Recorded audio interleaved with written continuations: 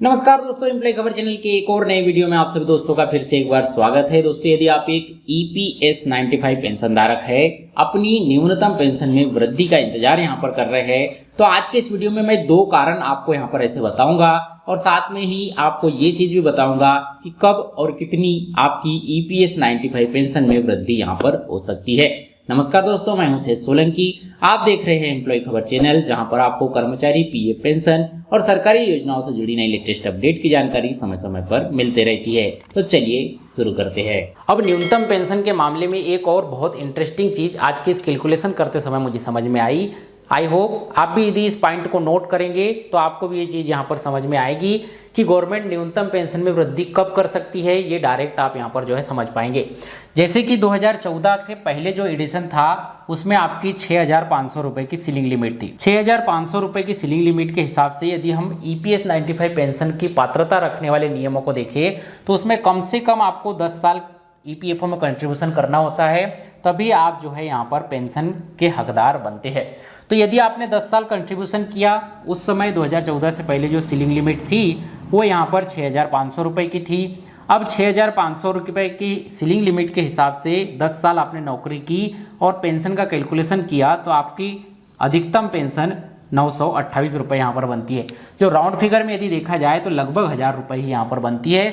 तो गवर्नमेंट ने जो एडिशन लाया 2014 में, इसमें ये एडिशन ला लिया कि जो भी ऐसे कर्मचारी है जिनकी 1,000 रुपये से कम यहाँ पर पेंशन बनती है, उन्हें हम न्यूनतम 1,000 रुपये यहाँ पर देंगे और वाहवाही लूट ली।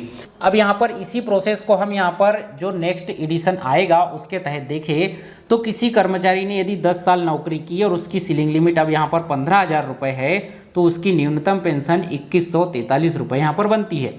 अब ये कर्मचारी जो 2014 में यहाँ पर ज्वाइनिंग लिया है, 2014 के नियम के हिसाब से कंट्रीब्यूशन करना है, ये 10 साल नौकरी करता है तो 2014 से लेकर 2024 यहाँ पर जो है हम मानकर चल सकते हैं।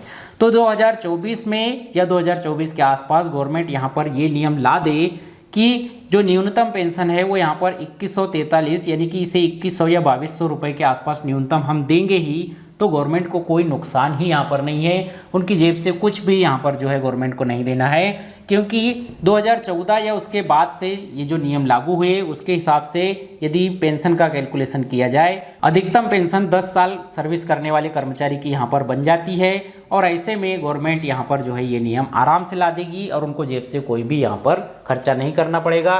कर्मचारियों का भी कोई फायदा नहीं होगा, गवर्नमेंट यहाँ पर जो है फिर से वाहवाही लूट लेगी, क्योंकि ऑलरेडी 2,143 रुपये उनकी पेंशन यहाँ पर बन रही थी और 2,200 रुपये या उसके आसपास कहीं गवर्नमेंट यहाँ पर घोषणा कर भी दे तो उनको जो है वाहवाही लूटने का मौका मिल जाएगा, लेकिन कर्मचारियों को कोई बेनिफिट नहीं होगा।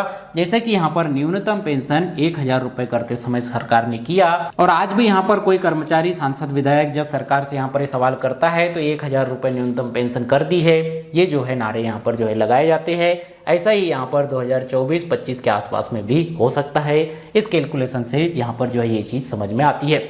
दूसरा EPS 95 पेंशन में वृद्धि का कारण यहाँ पर यह भी हो सकता है कि यहाँ पर 2024 में ही चुनाव भी आने वाले हैं और चुनाव के समय में सरकारें सभी तरह की डिमांड्स पूरी करने की कोशिश यहाँ पर करती है। सभी तरह के कर्मचारियों को, पेंशन धारकों को और हर वर्ग के समूह के लोगों को यहाँ पर खुश रखने की कोशिश करती है।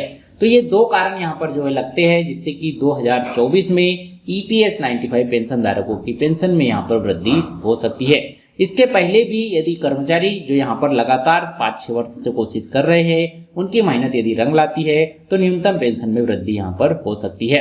तो ये दो कारण थे जो मुझे पर्सनल तौर पर यहाँ पर लग रहे थे कि EPS 95 पेंशन की न्यूनतम पेंशन जो सरकार अभी यहाँ पर 1,000 रुपये दे रही है उसे जल्द ही 2,000 रुपये यहाँ पर कर देगी। लेकिन जैसा कि आपको पता है कि 2,000 रुपये करने की बात यहाँ पर जो है पहले भी गवर्नमेंट कर चुकी है, लेकिन उसे कर्मचारी या कर्मचारी संगठन यहाँ पर मानने को तैयार नहीं है, क्योंकि 2,000 रुपये यहाँ पर बेसिकली, जैसे कि मैंने कैलकुलेशन के हिसाब से आपको बताया, 2,000 रुपये वैसे भी यहाँ पर जो है कर्मचारियों की पेंशन 2024-25 के आसपास यहाँ पर जो है बनने लगेगी। इससे उन्हें जो है कोई बेनिफिट यहाँ पर नहीं होगा।